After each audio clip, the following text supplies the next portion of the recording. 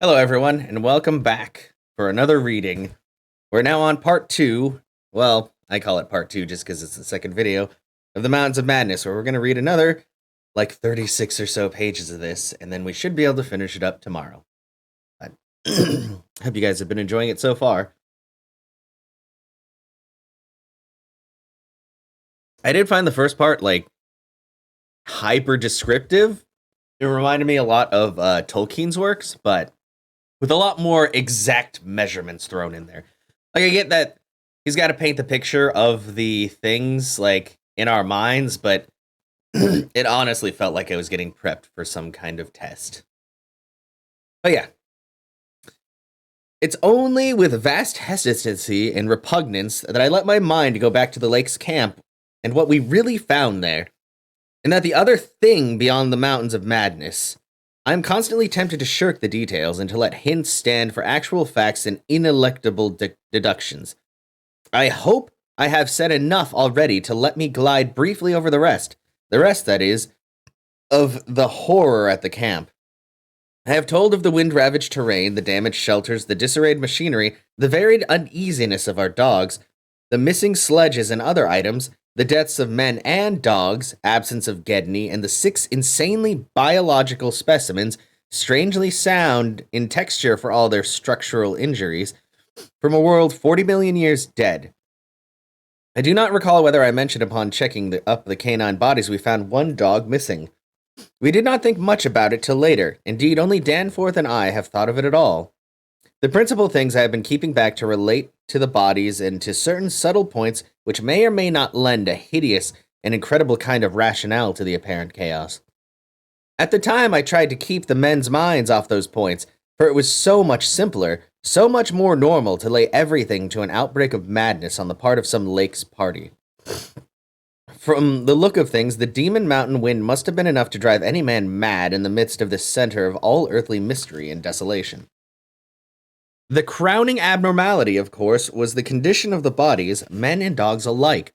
They had all been in some kind of terrible conflict, and were torn and mangled in fiendish and altogether inexplicable ways.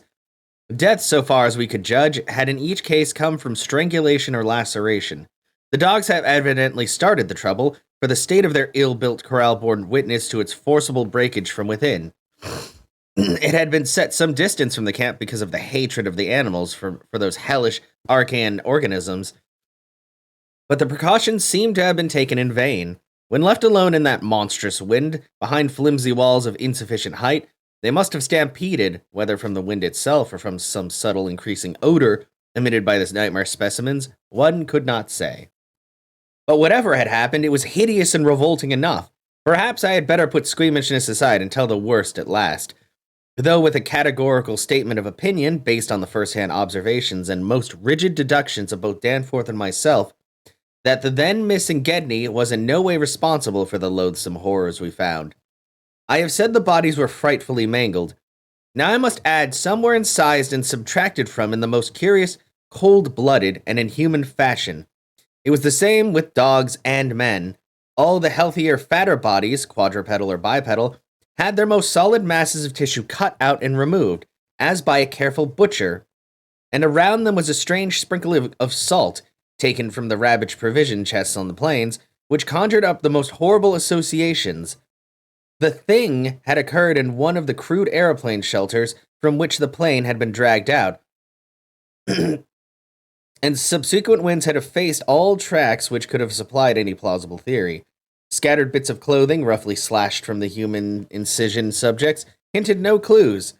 It is useless to bring up the half-impression of certain faint snowprints in one shielded corner of the ruined enclosure, because that impression did not concern human prints at all, but was clearly mixed up with all the talk of fossil prints which poor Lake had been giving throughout the preceding weeks. One had to be careful of one's imagination in lee of those overshadowing mountains of madness. As I have indicated, Gedney and one dog turned out to be missing in the end. When we came on that terrible shelter, we had missed 2 dogs and 2 men, but the fairly unharmed dissecting tent, which we entered after investigating the monstrous graves, had something to reveal. It was not as Lake had left it, for the covered parts of the primal monstrosity had been removed from the improvised table.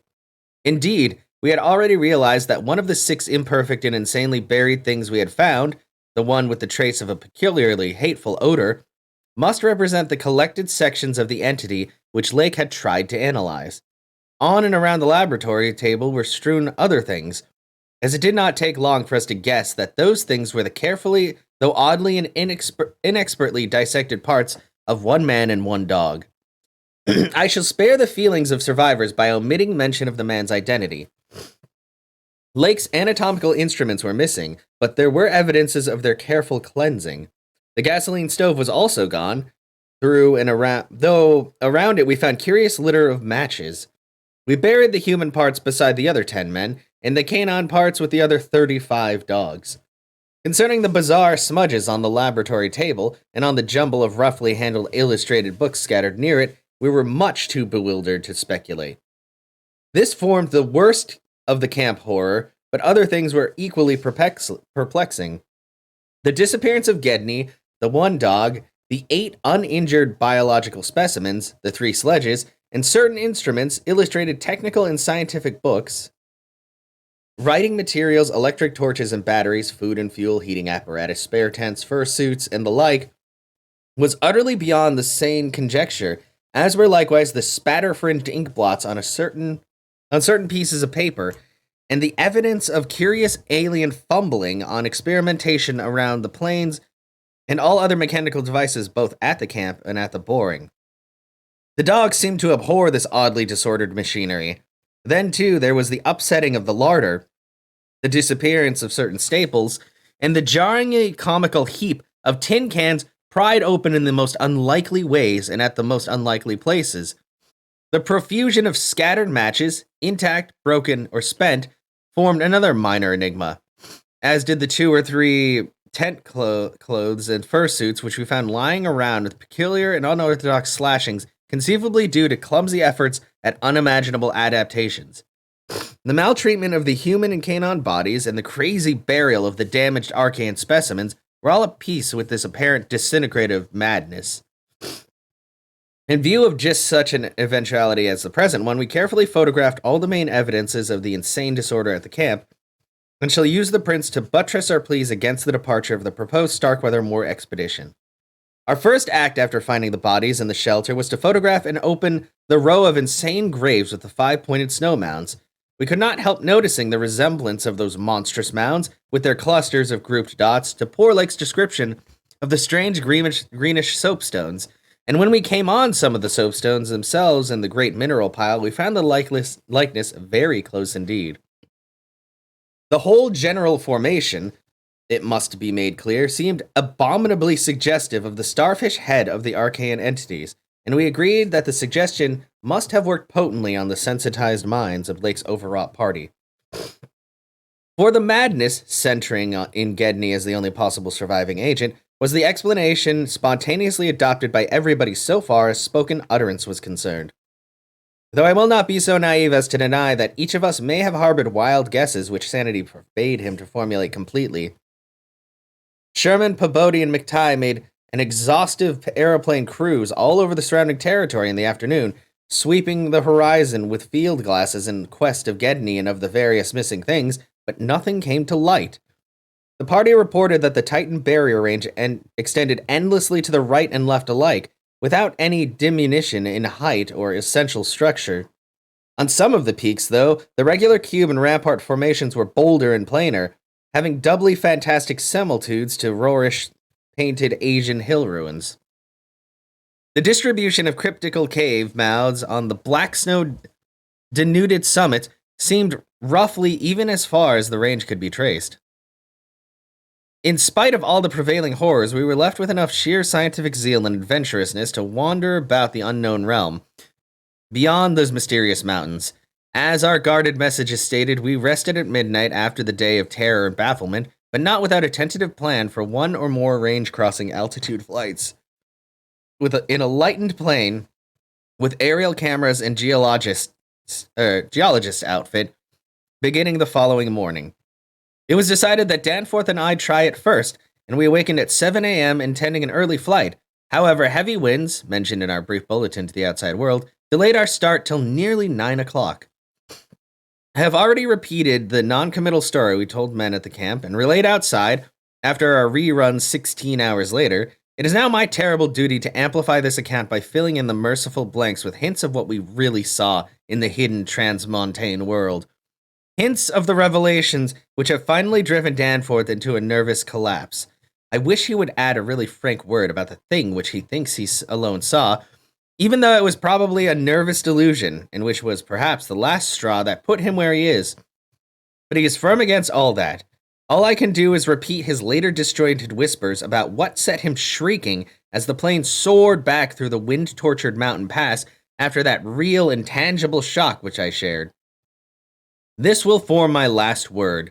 If the plain signs of surviving elder horrors is what I disclose is not enough to keep others from meddling in the inner Antarctic, or at least from prying too deeply beneath the surface of that ultimate waste of forbidden secrets and inhuman aeon-cursed desolation, the responsibility for unnameable and perhaps immeasurable evils will not be mine. Danforth and I, studying the notes made by Pabodie in his afternoon flight and checking up with a sextant, had calculated that the lowest available pass in the range lay somewhere to the right of us, within sight of the camp, at about 23,000 or 24,000 feet above sea levels.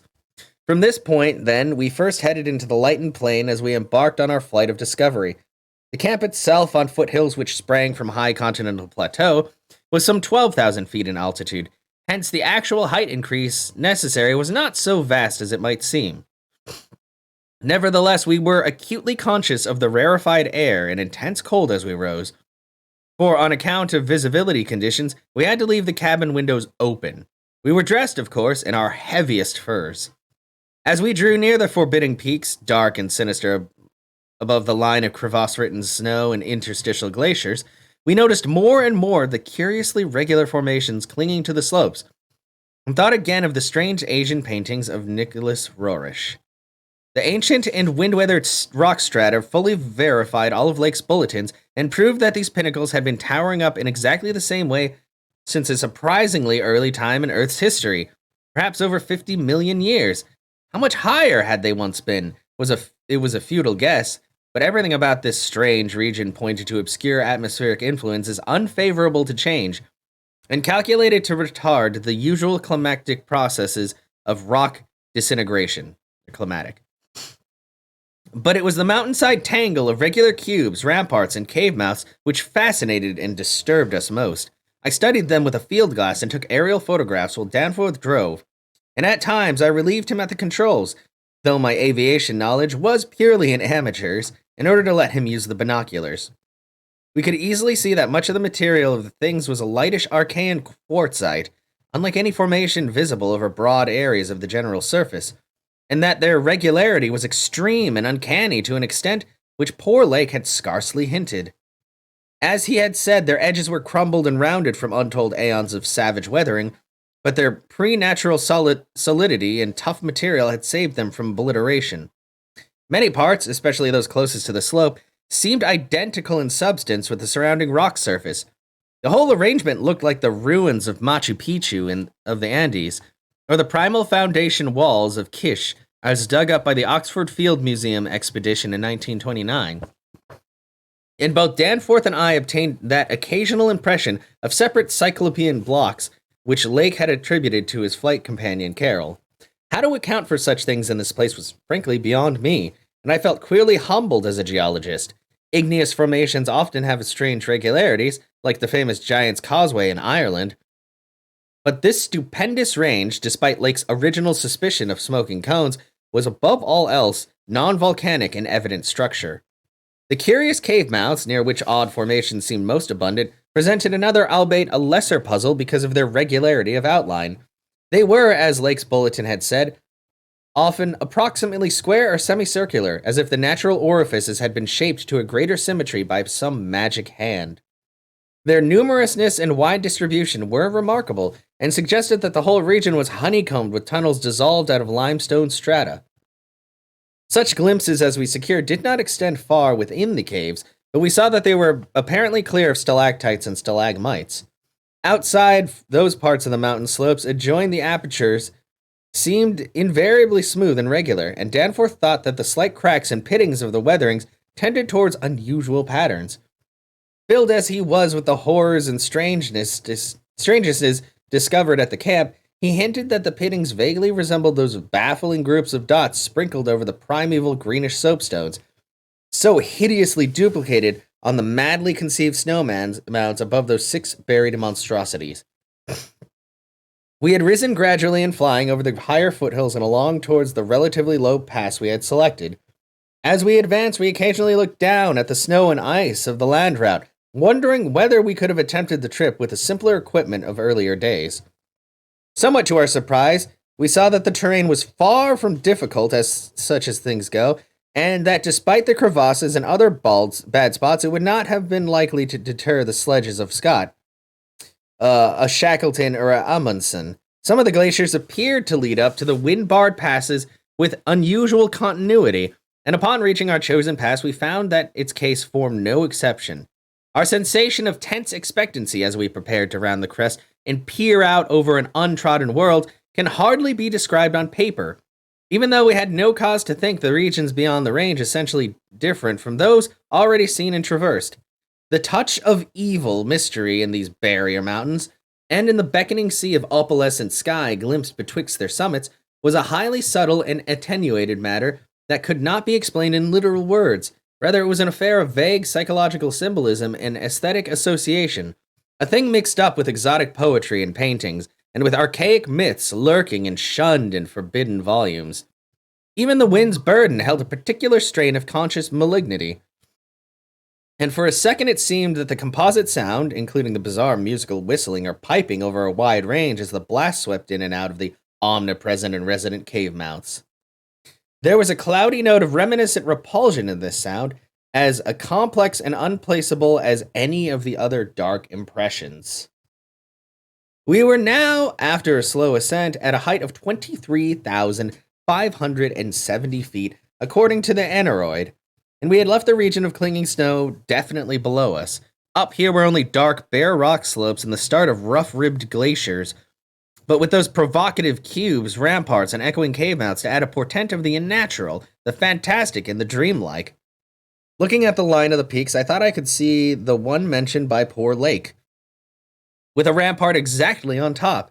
It seemed to be half lost in queer Antarctic haze, such a haze, perhaps, as had been responsible for Lake's early notion of volcanism.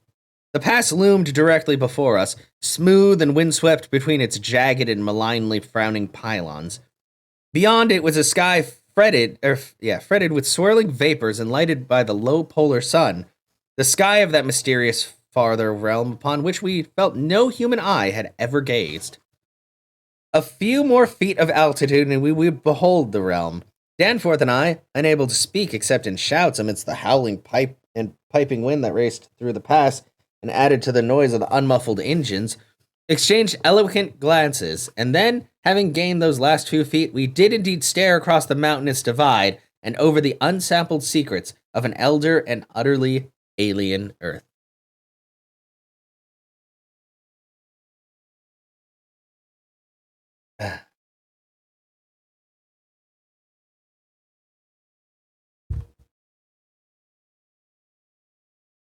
I think both of us simultaneously cried out in mixed awe, wonder, and terror, and disbelief in our own senses as we finally cleared the pass and saw what lay beyond.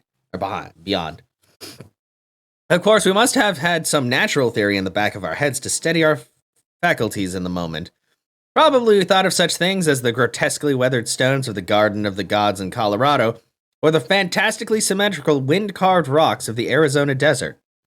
Perhaps we even half thought the sight of mirage like that we had seen in the morning before our first approaching those mountains of madness.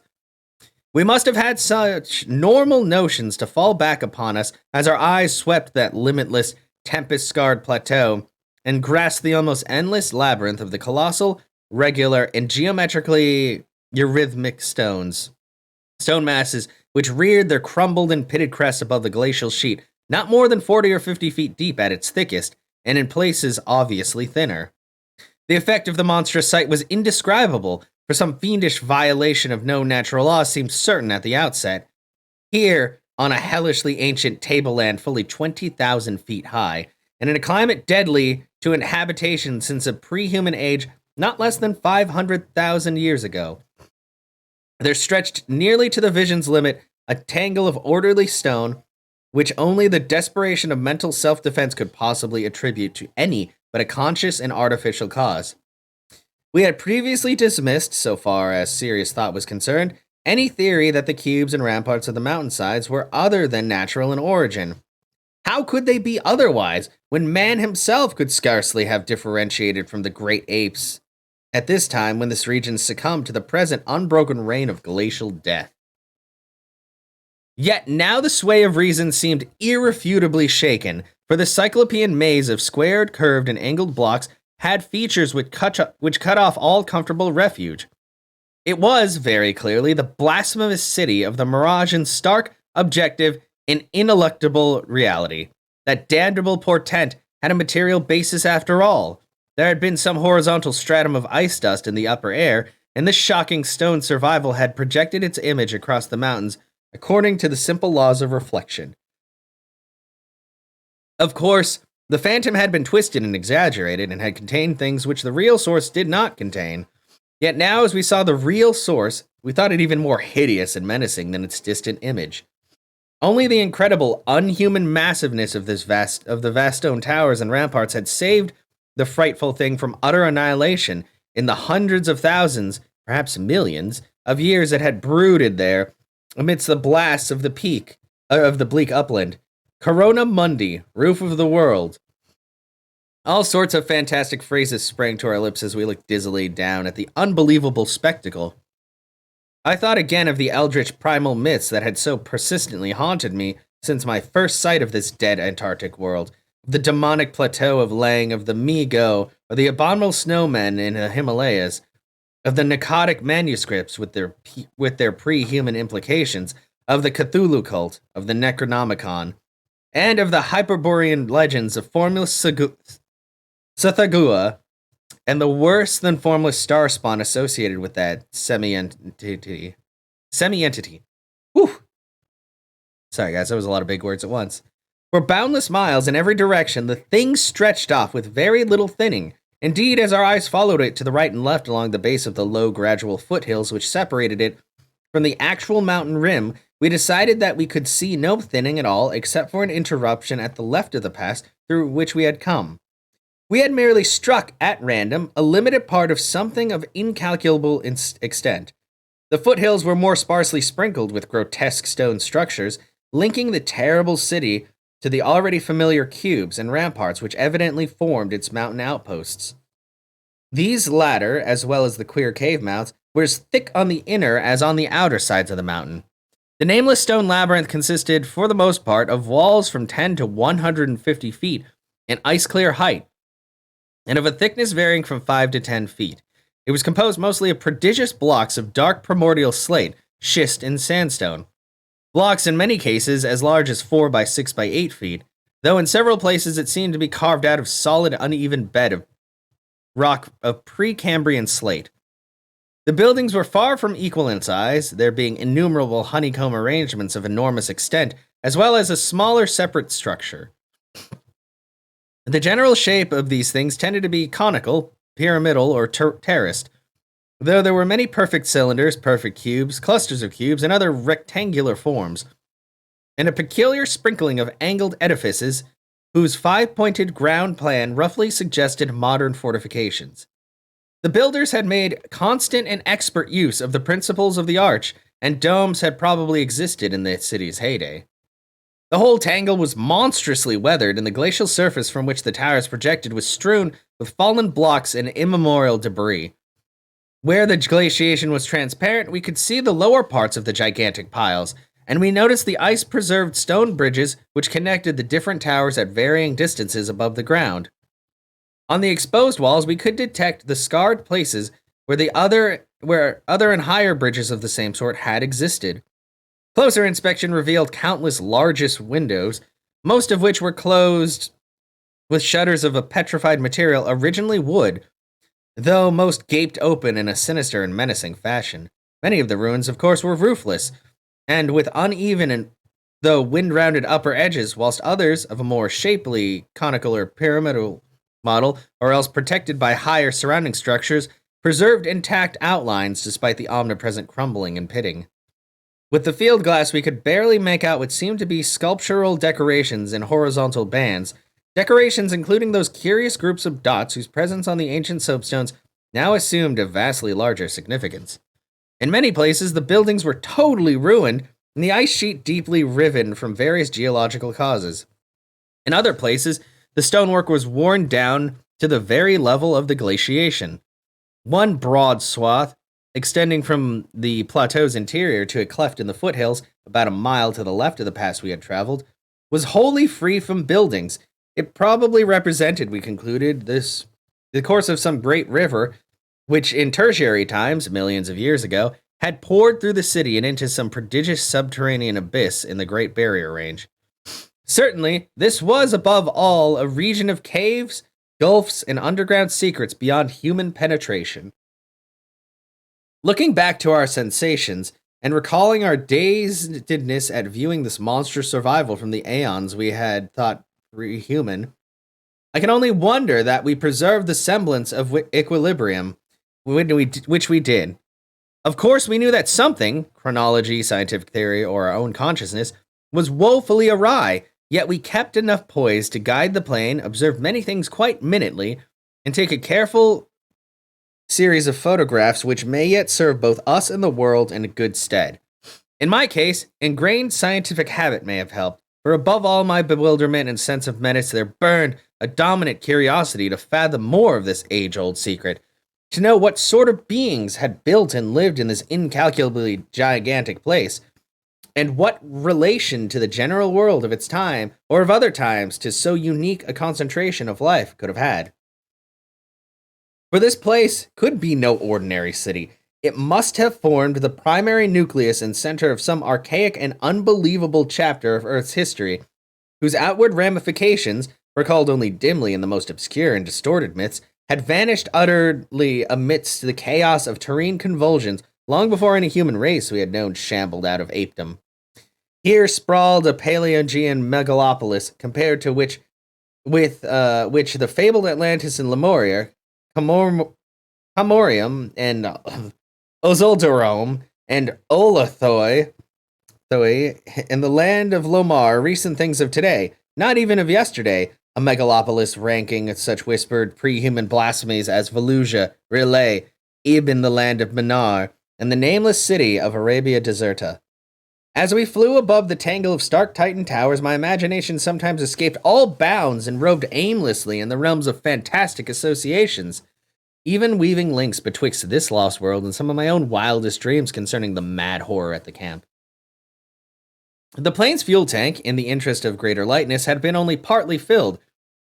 Hence, we now had to exert caution in our explorations. Even so, however, we covered an enormous extent of ground, or rather, air, after swooping down to a level where the wind became virtually negligible. There seemed to be no limit to the mountain range, or to the length of the frightful stone city which bordered its inner foothills. 50 miles of flight in each direction showed no major change in the labyrinth of rock and masonry that clawed up corpse-like through the eternal ice. There were, though, some highly absorbing diversifications, such as the carvings on the canyon where the broad river had once pierced the foothills and approached its sinking place into the great range. The headlands at the stream's entrance had been boldly carved into cyclopean pylons, and something about the ridgy barrel-shaped design stirred up oddly vague, hateful, and confusing semi-remembrances in both Danforth and me. We also came upon several star-shaped open spaces, evidently of public squares, and noted various undulations in the terrain. Where a sharp hill rose, it was generally hollowed out to some kind of rambling stone edifice. But there were at least two exceptions. Of these latter, one was too badly weathered to disclose what had been on the jutting eminence, while the other still bore a fantastic conical monument carved out of solid rock and roughly resembling such things as the well-known snake tomb in the ancient valley of Petra. Flying inland from the mountains, we discovered that the city was not of infinite width, even though its length along the foothills seemed endless. After about 30 miles, the grotesque stone buildings began to thin out, And in 10 miles more, we came to an unbroken waste virtually without signs of sentient artifice. The course of the river beyond the city seemed marked by a broad, depressed line, while the land assumed a somewhat greater ruggedness and seemed to slope slightly upward as it receded in the mist-hazed west. So far, we had made no landing, yet to leave the plateau without an attempt at entering some of the monstrous structures would have been inconceivable. Accordingly, we decided to find a smooth place on the foothills near our navigable pass, where they're grounding the planes and preparing to do some exploration on foot. Though these gradual slopes were partly covered with scattering ruins, low flying soon disclosed an ample number of possible landing places.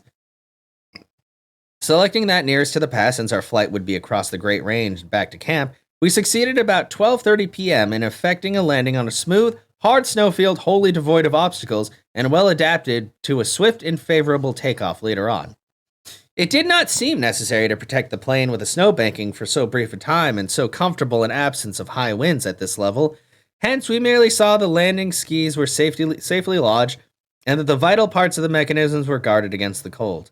For our foot journey, we discarded the heaviest of our flying furs and took with us a small outfit consisting of pocket compass, hand camera, light provisions, voluminous notebooks, and paper, geologist's hammer and chisel, specimen bags, coil of climbing rope, and powerful electric torches with extra batteries.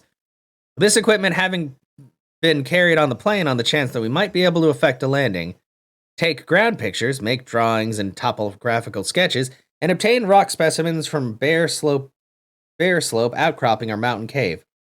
Fortunately, we had a supply of extra paper to tear up and place in a spare specimen bag, and we to use on ancient principle of hare and hounds for marking our course in any interior mazes we might be able to penetrate. This had been brought in case we found a cave system with air quiet enough to allow such a rapid and easy method in place of the usual rock chipping method of trail blazing. Walking cautiously downhill over the crusted snow towards the stupendous stone labyrinth and that loomed against the opalescent west, we felt almost as keen a sense of imminent marvels as we had felt on the approaching the unfathomed mountain past 4 hours previously. True, we had become visually familiar with the incredible secret concealed by the barrier peaks, yet the prospect of actually entering primordial walls reared by conscious beings perhaps millions of years ago, before any known race of men could have existed, was nonetheless awesome and potentially terrible in its implications of cosmic abnormality. Though the thinness of the air at this prodigious altitude made exertion somewhat more difficult than usual, both Danforth and I found ourselves bearing up well, and felt equal to almost any task which might fall to our lot. It took only a few steps to bring us to a shapeless ruin worn level with the snow, while 10 or 15 rods farther on there was a huge roofless rampart, still complete in its gigantic five-pointed outline and rising to an irregular height of 10 or 11 feet. For this latter we headed, and when at last we were able to touch its weathered cyclopean blocks, we felt that we had established an unprecedented and almost blasphemous link with the forgotten aeons normally closed to our species. This rampart, shaped like a star and perhaps 300 feet from that point to point, was built of Jurassic sandstone blocks of irregular size, averaging 6 to 8 feet in surface. There was a row of arched loopholes or windows about 4 feet wide and 5 feet high, spaced quite symmetrically along the points of the star and at its inner angles, and with the bottoms about 4 feet from the glaciated surface. Looking through these, we could see the masonry was fully 5 feet thick, and that there were no partitions remaining within, and that there were traces of banded carvings or bas reliefs on the interior walls. Facts we had indeed guessed before when flying low over the rampart and others like it. Though lower parts must have originally existed, all traces of such things were now wholly obscured by a deep layer of ice and snow at this point. We crawled through one of the windows and vainly tried to decipher the nearly effaced mural designs, but did not attempt to disturb the glaciated floor. Our orientation flights had indicated that many buildings in the city proper were less ice-choked, and that we might perhaps find a wholly clear interiors leading down to the true ground level if we entered those structures still roofed at the top. Before we left the rampart, we photographed it carefully and studied its mortarless cyclopean masonry with complete bewilderment. We wished Pt.2 were present, for his engineering knowledge might have helped us guess how such titanic blocks could have handled in that unbelievable unbelievably remote age when the city and its outskirts were built up. The half-mile walk downhill to the actual city, with the upper wind shrieking vainly and savagely through the skyward peaks of the background, was something of which the smallest details will always remain engraved in my mind. Only in fantastic nightmares could any human beings but Danforth and me conceive such optical effects.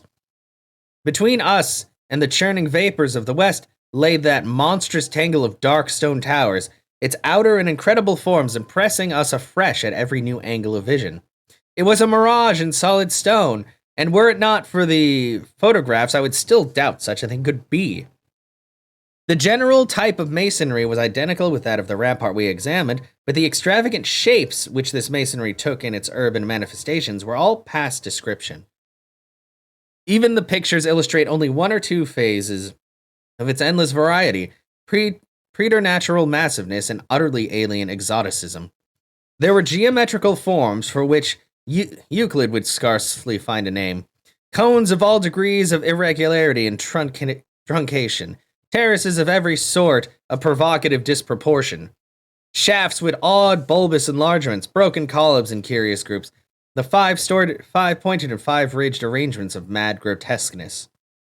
As we drew nearer, we could see beneath the curtain of transparent parts on the ice sheet and detected some of the tubular stone bridges that connected to the crazily sprinkled structures at various heights. Of orderly streets there seemed to be none, only the broad open swath being a mile to the left, where the ancient river had doubtless flowed through the town and to the mountains. Our field glasses showed the external horizontal bands of nearly effaced sculptures and dot groups to be very prevalent, and we could half imagine what the city must have once looked like, even though most of the roofs of the tower tops had necessarily perished. As a whole, it had been a complex tangle of twisted lanes and alleys, all of them deep canyons, and some little better than tunnels because of the overhanging masonry or overarching bridges.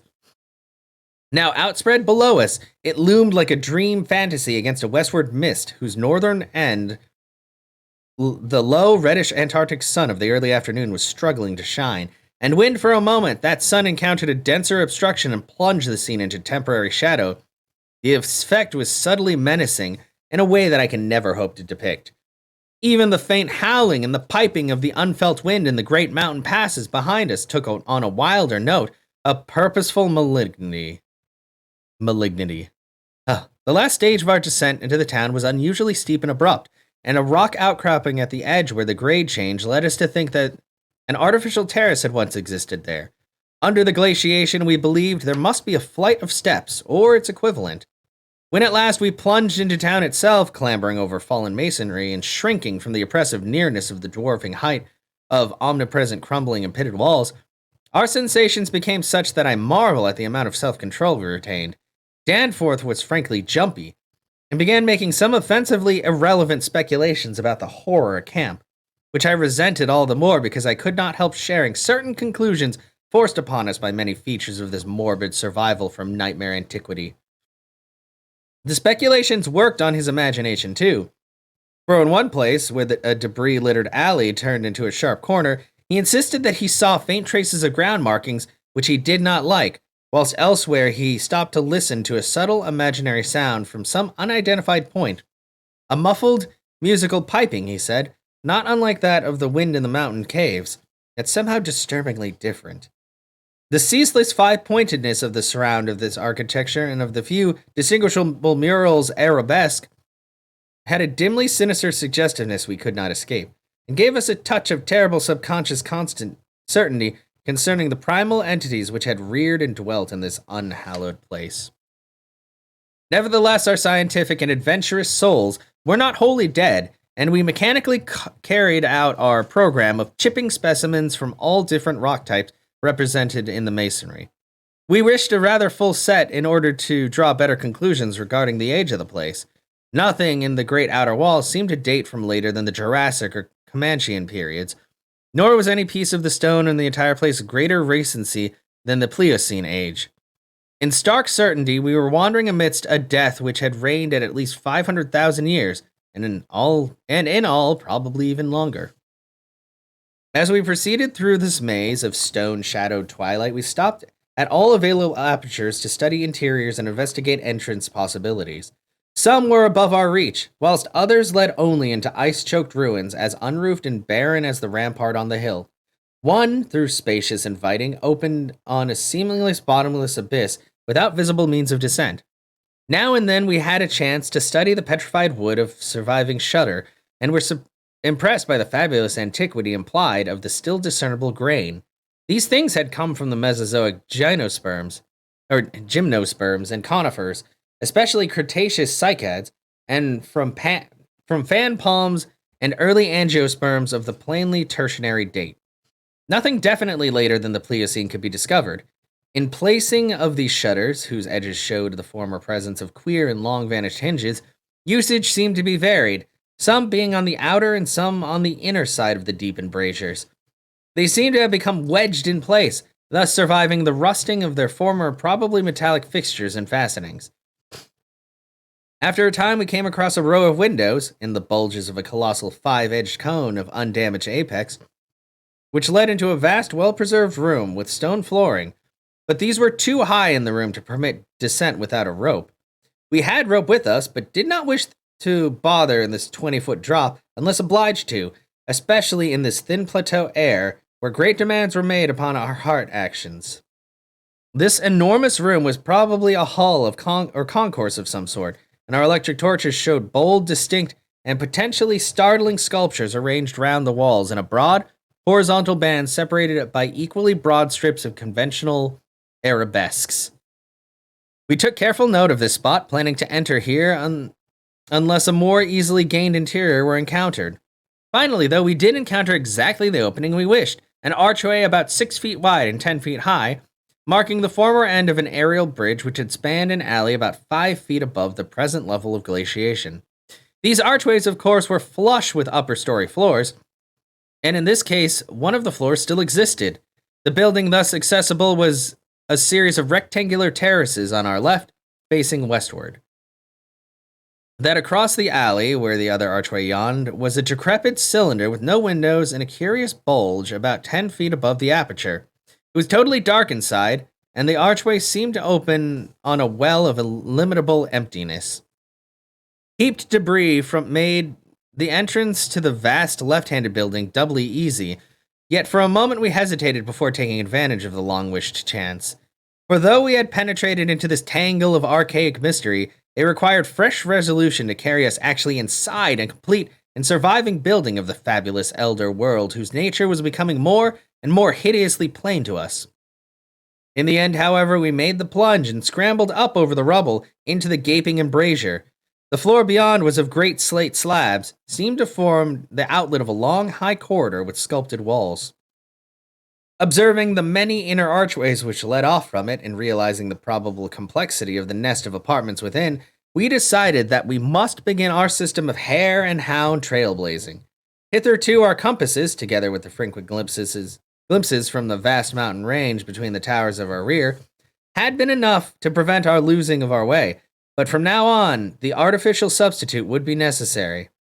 Accordingly, we reduced our extra paper to shreds of suitable size, placed these in a bag to be carried by Danforth, and prepared to use them as economically as safety would allow.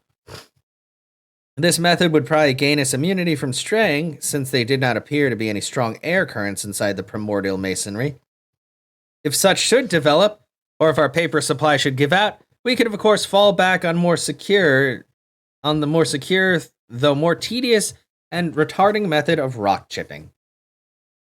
Just how extensive a territory we had opened up, it was impossible to guess without a trial. The close and frequent connection to the different buildings made it likely that we might cross from one to another on bridges underneath the ice, except where impeded by local collapses and geological rifts, for very little glaciation seemed to have entered the massive constructions. Almost all the areas of transparent ice had revealed the submerged windows as tightly shut, as if the town had been left in that uniform state until the glacial sheet came to crystallize the lower parts for all succeeding time. Indeed, one gained a curious impression that this place had been deliberately closed and deserted in some dim, bygone aeon, rather than overwhelmed by any sudden calamity or even gradual decay. Had the coming of the ice been foreseen, and had a nameless population left en masse to seek a less doomed abode? The precise physiographic conditions attending the formation of ice sheet at this point would have to wait for the later solution. It had not very plainly been a grinding drive. Perhaps the pressure of accumulated snow had been responsible, and perhaps some flood from the river or from the bursting of some ancient glacial dam in the Great Range had helped to create the special state now observable. Imagination could conceive almost anything in connection with this place.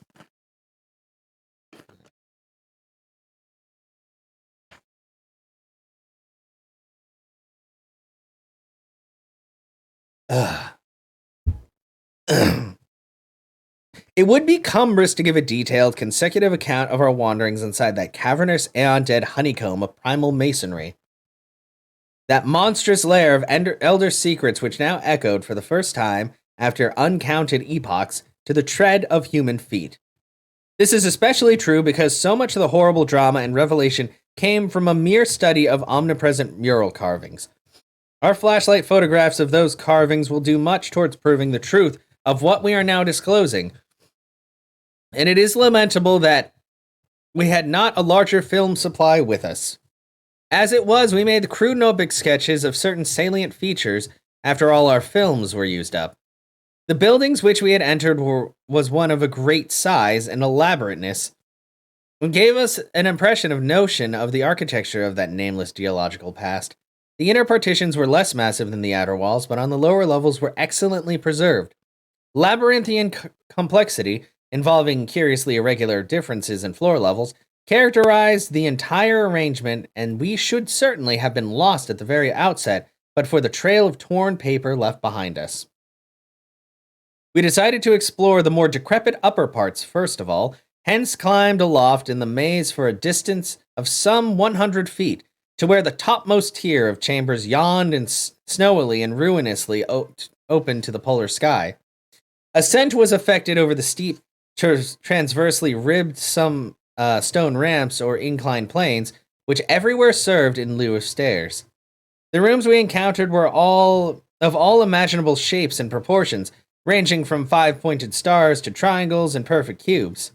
It might be safe to say that their general average was about 30 by 30 feet in floor area and 20 feet in height, though many larger apartments existed. After thoroughly examining the upper regions of the glacial level, we descended story by story into the submerged part, where indeed we soon saw we were in a continuous maze of connected chambers and passages, probably leading over unlimited areas outside this particular building. The cyclopean massiveness and gigantism of everything about us became curiously oppressive, and there was something vaguely but deeply unhuman in all the contours, dimensions, proportions, decorations, and constructional nuances of the blasphemously archaic stonework. We soon realized, from what the carvings revealed, that this monstrous city was many millions years old. We cannot yet explain the engineering principles used in the anomalous balancing and adjustment of the vast rock masses, though the function of the arch was clearly much relied on. The rooms we visited were wholly bare of all portable contents, a circumstance which sustained our belief in the city's deliberate desertion. The prime decorative feature was an almost universal system of mural sculpture, which tended to run in a continuous horizontal bands 3 feet wide and arranged from floor to ceiling in alternation with bands of equal width given over to geometrical arabesques. There were exceptions to this rule of arrangement, but its preponderance was overwhelming.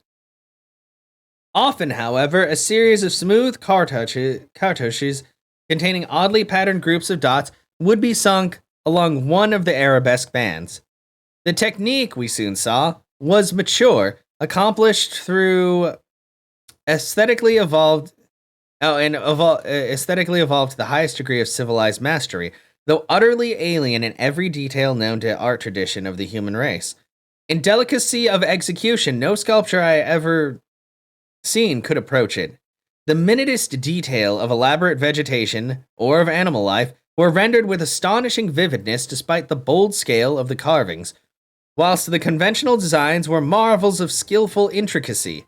The arabesques displayed a profound use of mathematical principles and were made up of obscurely symmetrical curves and angles based on the quantity of 5. The pictorial bands followed a highly formalized tradition and involved a peculiar treatment of perspective, but had an artistic force that moved us profoundly, notwithstanding the intervening gulf of vast geological periods. Their methods of design hinged on a singular juxtaposition of the cross-section with the two-dimensional silhouette, and embodied an analytical psychology beyond that of any known race of antiquity. It is useless to try and compare this art with any represented in our museums. Those who see our photographs will probably find its closest analogues in certain grotesque conceptions of the most daring futurists. The arabesque tracery consisted altogether from depressed lines, whose depths on the unweathered walls varied from 1 to 2 inches. When cartouches with dots appeared, evidently as inscriptions in some unknown and primordial language and alphabet, the depression of the smooth surface was perhaps 1.5 inches, and the dots perhaps 1/2 inch more. The pictorial bands were in countersunk low relief, their background being depressed about 2 inches from the original wall surface. In some specimens, marks of former coloration could be detected, though for the most part of the untold aeons had disintegrated and banished any pigments which may have been applied. The more one studied the marvelous technique and the more one admired things. Beneath their strict conventionalism, one could grasp the minute and accurate observation and graphic skill of the artists. Indeed, the very conventions themselves serve to symbolize and accentuate the real essence or vital differentiation of every object delineated. We felt, too, that besides these recognizable excellences, there were others lurking beyond the reach of our perceptions. Certain touches here and there gave vague hints of latent symbols and stimuli, which another mental and emotional background and a fuller, different sensory equipment might have made a profound and poignant significance to us. The subject matter of the sculptures obviously came from the life of the vanished epoch of their creation, and contained a large proportion of evident history. It is this abnormal historic-mindedness of the primal race, a chance circumstance operating, though coincidence miraculous in our favor, which made the carvings so awesomely informative to us, and which caused us to place their photography and transcription above all other consideration. In certain rooms, the dominant arrangement was varied by the presence of maps, astronomical charts, and other scientific designs of an enlarged scale. These things giving a naive and terrible corroboration to what we gathered from the pictorial friezes and dados.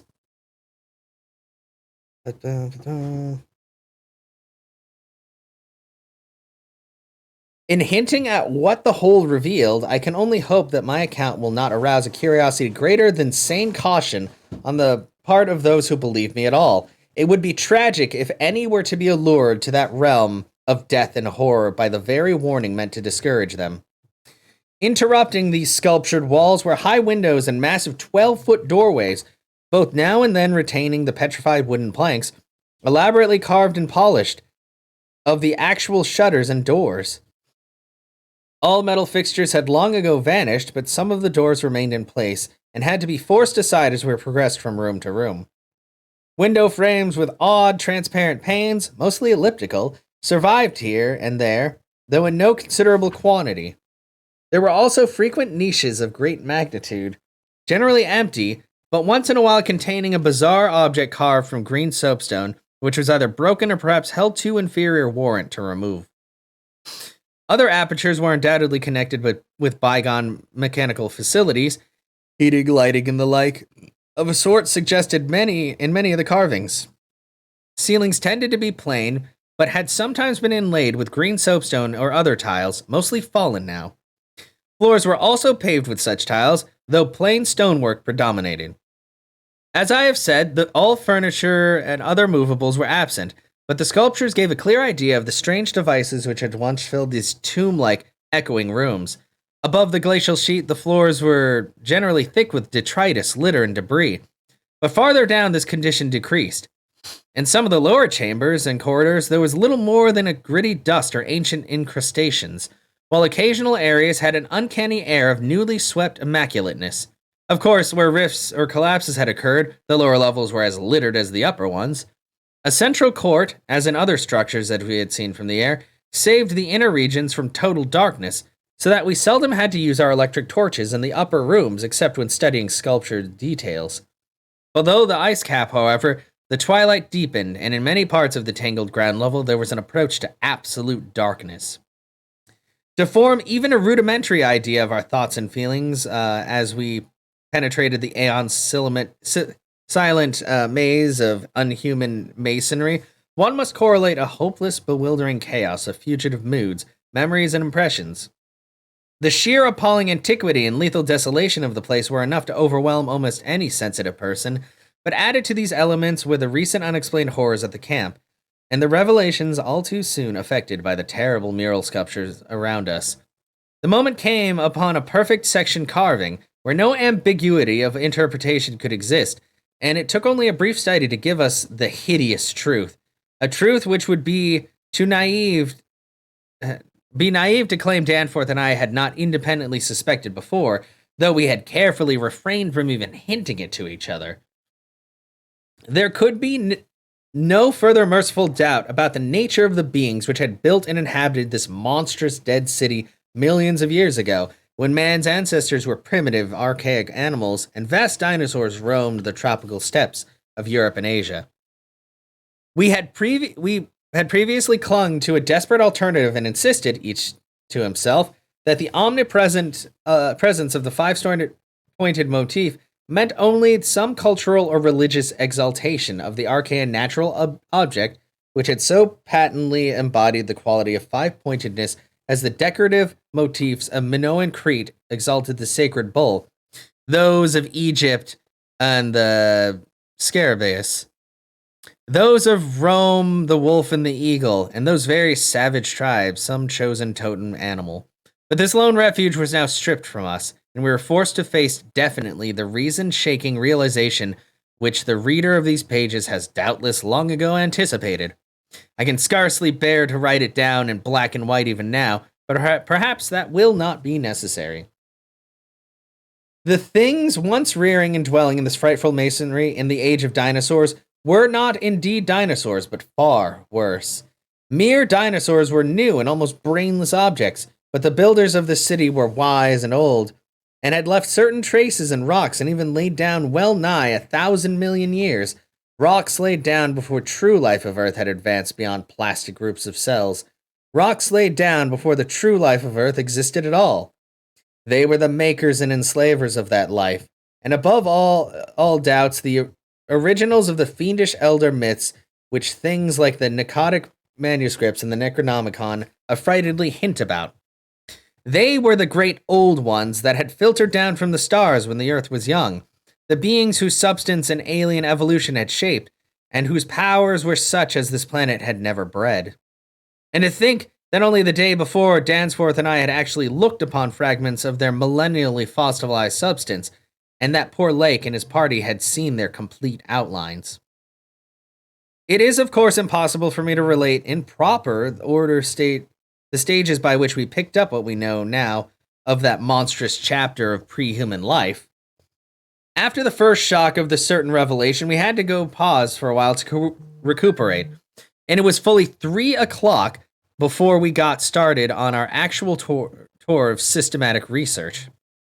The sculptures in the building we entered were of relatively late date, perhaps 2 million years ago, as checked up by geological, biological, and astronomical features, and embodied an art which would be called decadent in comparison with that of specimens we found in older buildings after crossing bridges under the glacial sheet. One edifice hewn from solid rock seemed to go back 40 or possibly 50 million years to the lower Eocene or upper Cretaceous, and contained bas-reliefs of an artistry surpassing anything else, with one tremendous exception that we encountered. That was, we have since agreed, the oldest domestic structure we traversed. Were it not for the support of the flashlight soon to be made public, I would refrain from telling what I found and inferred, lest I be confined as a madman. Of course, the infinitely early parts of the patchwork tale, representing the pre-terrestrial life and star-headed beings on the other planets and other galaxies and in other universes, can readily be interpreted as the fantastic mythology of those beings themselves.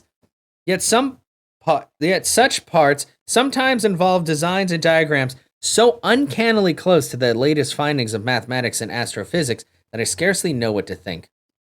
Let others judge when they see the photographs that I shall publish. Naturally, no one set of carvings which we encountered told more than a fraction of any connected story in their proper order. Some of the vast rooms were independent units so far as their designs were concerned, whilst in other cases a continual chronicle would be carried through a series of rooms and corridors.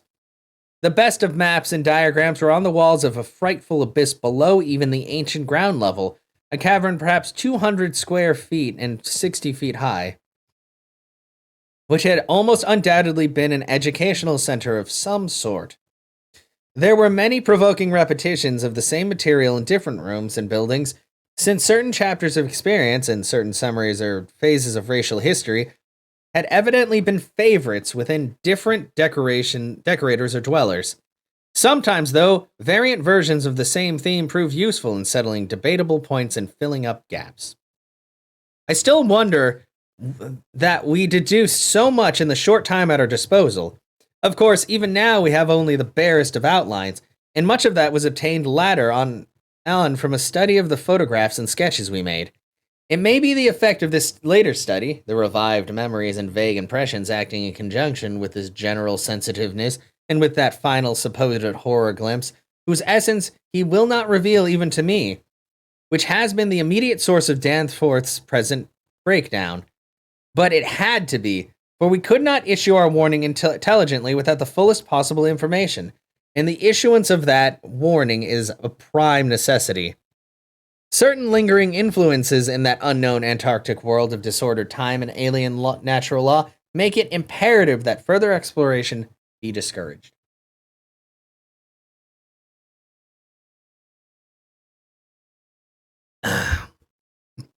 The full story, so far as deciphered, will eventually appear in an official bulletin of the Miskatonic University. Here I shall sketch only the salient highlights of a formless, rambling way. Myth or otherwise, the sculptures told of the coming of those star-headed things to be nascent, lifeless Earth out of cosmic space.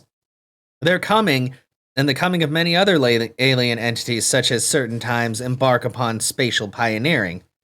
They seemed able to traverse the interstellar ether on their vast membranous wings, thus oddly confirming some curious hill folklore long ago told to me by an antiquarian colleague.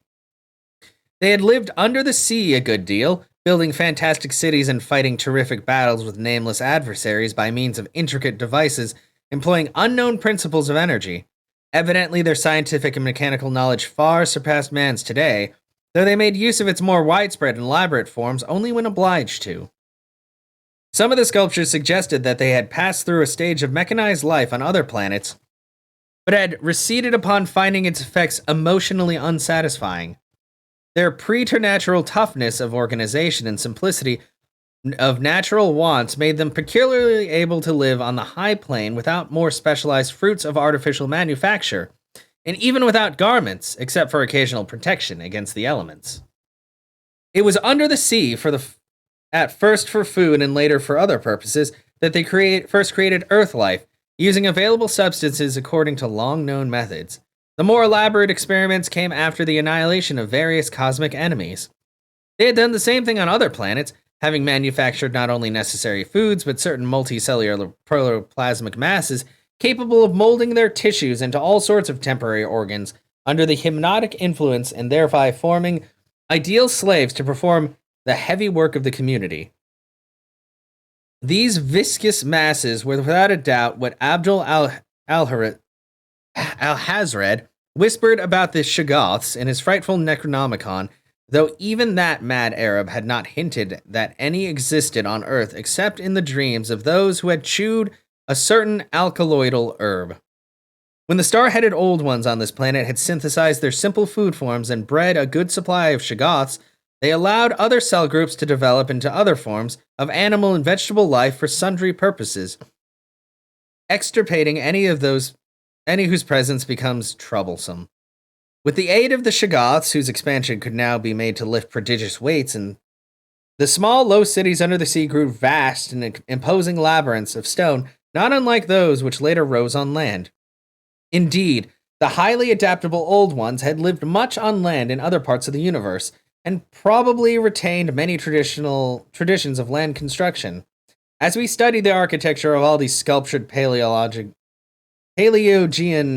cities, including those aeon-dead corridors we were even then traversing, we were impressed by a curious coincidence which we have not yet tried to explain, even to ourselves.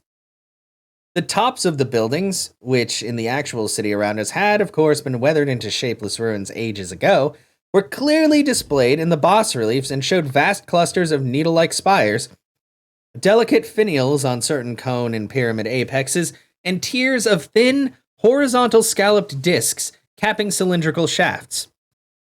This was exactly what we had seen in the monstrous and portentous image cast by a dead city whence such skyline features had been absent for thousands and tens of thousands of years, which loomed on our ignorant eyes across the unfathomed mountains of madness as we first approached Lake's ill-fated camp.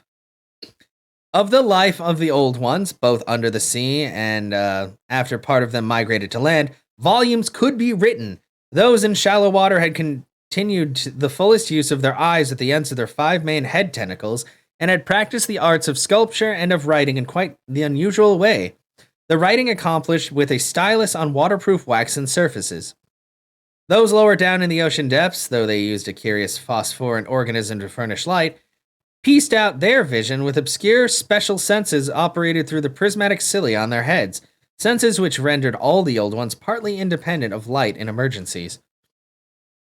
Their forms of sculpture and writing had changed curiously during the descent, embodying certain apparently chemical coating processes, probably to secure phosphorescence.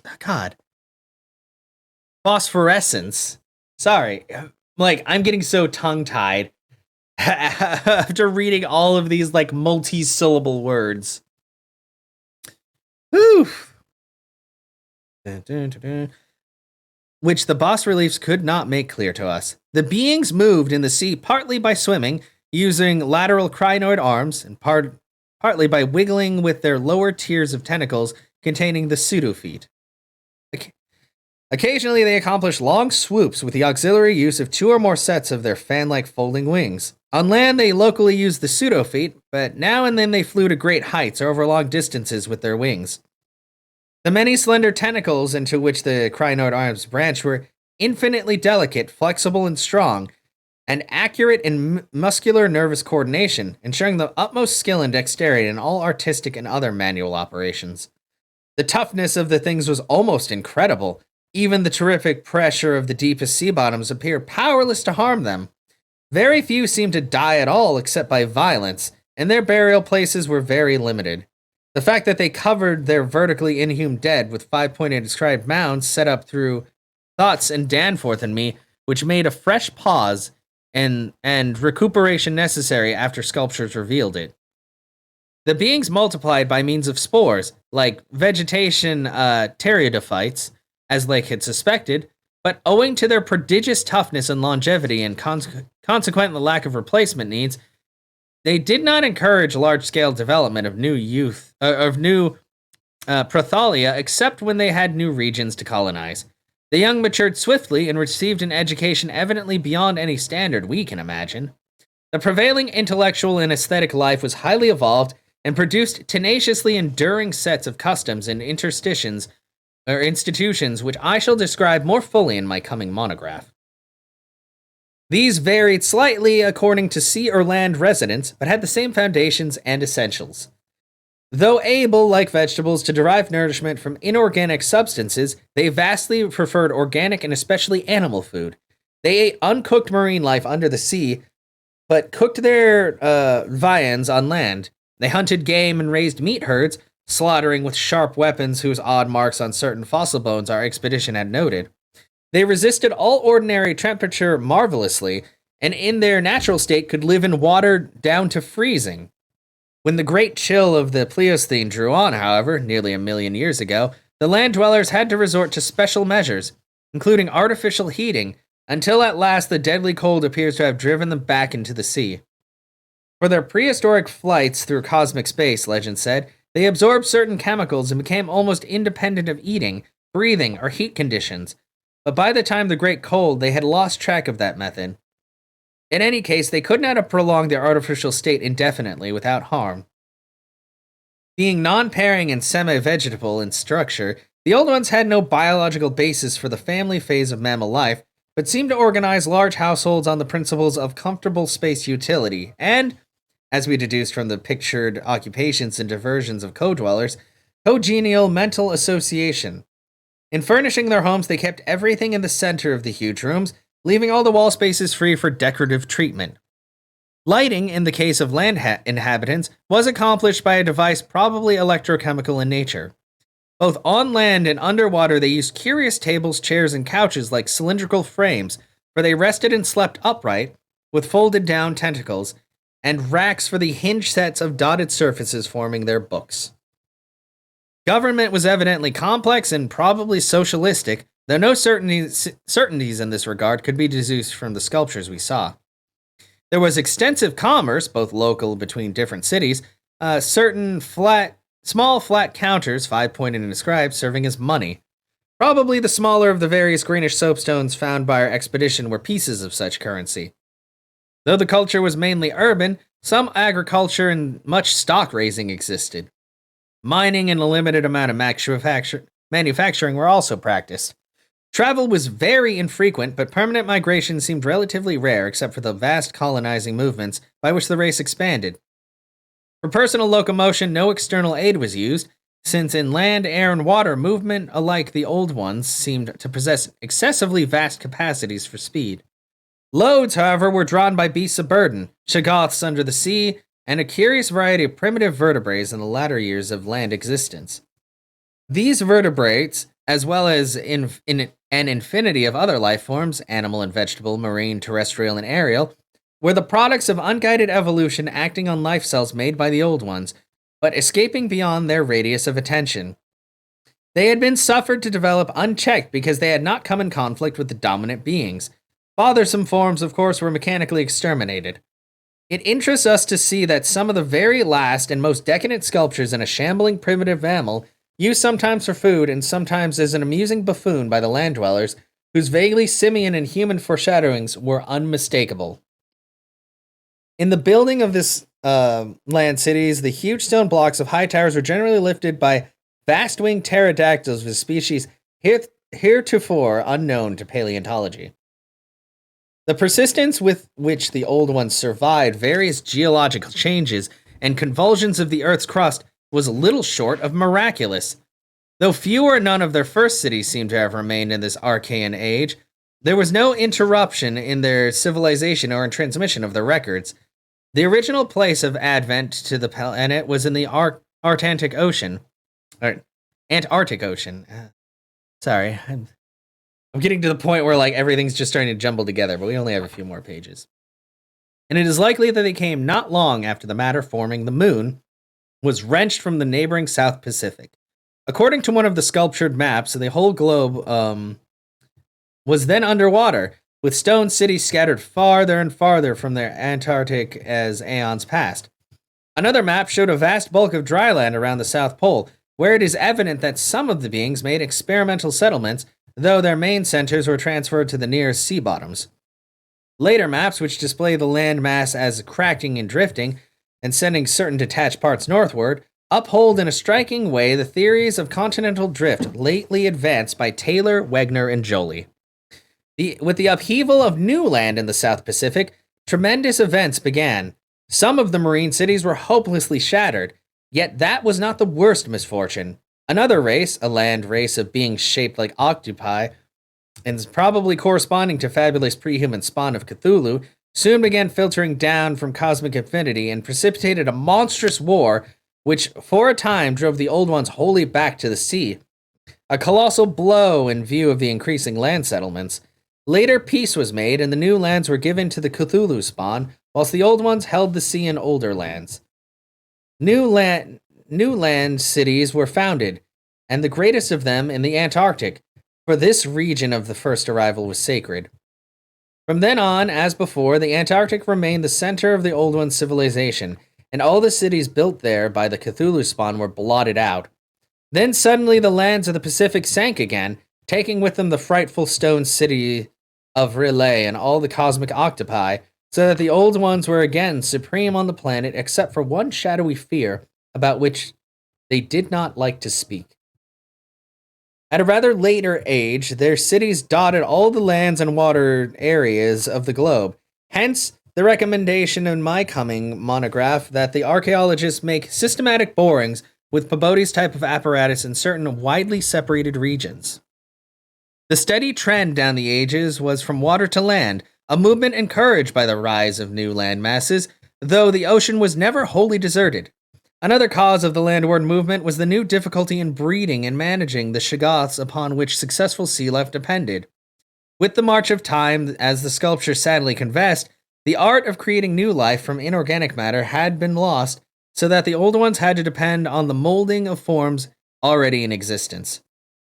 On land, the great reptiles proved highly tractable, but the shoggoths of the sea, reproducing by fission and acquiring a dangerous degree of accidental intelligence, presented for a time a formidable problem.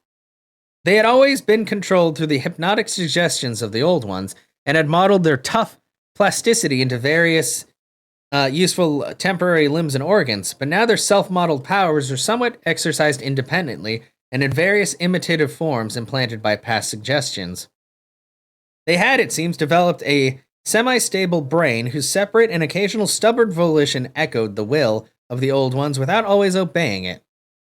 Sculptured images of the shoggoth filled Danforth and me with horror and loathing.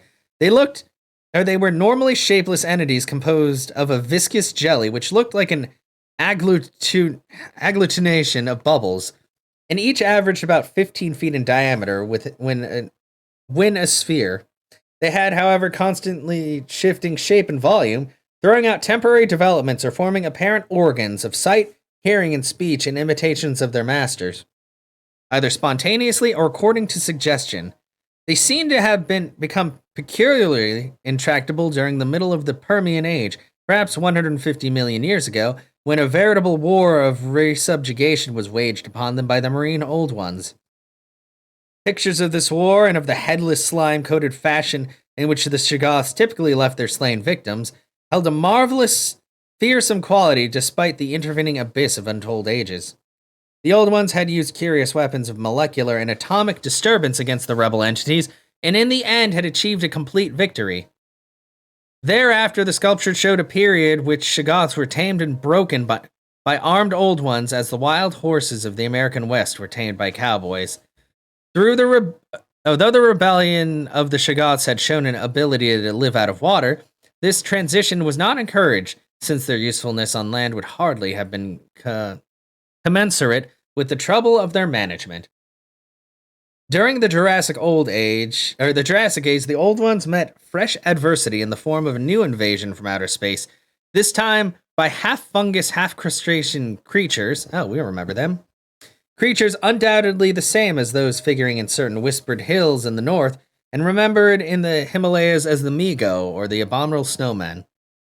To fight these beings, the old ones attempted, for the first time since their terrain event, to sally forth again into planetary ether, but despite all traditional preparations, found it no longer possible to leave the Earth's atmosphere. Whatever the old secret of interstellar travel had been, it was now definitely lost to the race. In the end, the Migo drove the old ones out of all northern lands, though they were powerless to disturb those in the sea. Little by little, the slow retreat of the elder race to their original Antarctic habitat was beginning. It was curious to note from the pictured battles that both Cthulhu spawn and the Migo seem to have been composed of matter more widely different than from that which we know the substance of the old ones. They were able to undergo transformations and reintegrations impossible for their adversaries, and seemed therefore to have originally come from even remoter gulfs of cosmic space. The old ones, but for their abnormal toughness and peculiar vital properties, were strictly material, and must have had their absolute origin within the known space-time continuum. Whereas the first sources of the other beings can only be guessed at with bated breath. All of this, of course, assuming that the non-terrestrial linkages and the anomalies ascribing to the invading foes are not pure mythology. Conceivably, the Old Ones might have invented a cosmic framework to account for their occasional defeats, since historical interest and pride obviously formed their chief psychological element. It is significant that their annals fail to mention many advances and potent races of beings whose mighty cultures and towering cities figure persistently in certain obscure legends. The changing state of the world, through long geologic ages, seems with startling vividness in many of the appeared with startling vividness in many of the sculptured maps and scenes. In certain cases, existing science will require revision, while in other cases, bold deductions are magnificently confirmed. As I have said, the hypothesis of Taylor, Wegener, and Joly that all the continents are fragments of an original Antarctic landmass which cracked from the centrifugal force and drifted apart over a technically viscous lower surface, and a hypothesis suggested by such things as the complementary outlines of Africa and South America, and the way the great mountain chains are rolled and shoved up, receives striking support from this uncanny source.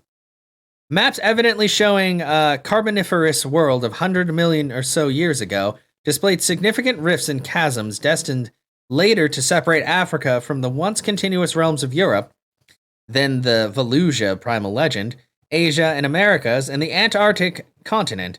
Other charts, and most significantly one in connection with the founding 50 million years of the vast dead cities around us, showed all the present continents well differentiated. And in the latest discoverable specimen, dating perhaps from the Pliocene age, the approximate world of today appeared quite clearly despite the linkage of Alaska with Siberia, and North America with Europe through Greenland, and of South America with the Antarctic continent through Gramland. In the Carboniferous map of the whole globe, ocean floor and rifted landmass alike, bore symbols of the Old Ones' vast stone cities, but in the later charts, the gradual recession towards the Antarctic became very plain. The final Pliocene specimen showed no land cities except on the Antarctic continent and the tip of South America, nor any ocean cities north of the 50th parallel of south latitude. Knowledge and interest in the northern world, save for the study of coastlines which probably made during long exploration flights on those fan-like membranous wings, had evidently declined to zero among the Old Ones. Destruction of cities through upthrust of mountains, the centrifugal rending of continents, the seismic convulsions of land or sea bottoms, and other natural causes were a matter of common record. It was curious to observe how fewer and fewer replacements were made as the ages wore on. The vast dead megalopolis that yawned around us seemed to be the last general center of the race. Built early in the Cretaceous age after a titanic earth buckling had obliterated a still vaster predecessor not far distant. It appeared that this general region was the most sacred spot of all, where reputedly the first Old Ones had settled on a primal sea bottom. In the new city, many whose features we could recognize in the sculptures, but which stretched fully 100 miles along the mountain range in each direction beyond the farthest limits of our aerial survey, there were reputed to be preserved certain sacred stones forming part of the first sea-bottom city, which thrust up to light after long epochs in the course of the general crumbling strata. Okay, that's the end of the second part of my recording. We have about 36 more pages to go, which we will finish up tomorrow, because as you could tell, the further I got into there, the more I was starting to slip up, because my gosh, there's a lot of words. He does very much like to repeat himself about the horrible things and the old gods, and it's sometimes it just becomes a chore to constantly pronounce a string of crazy words.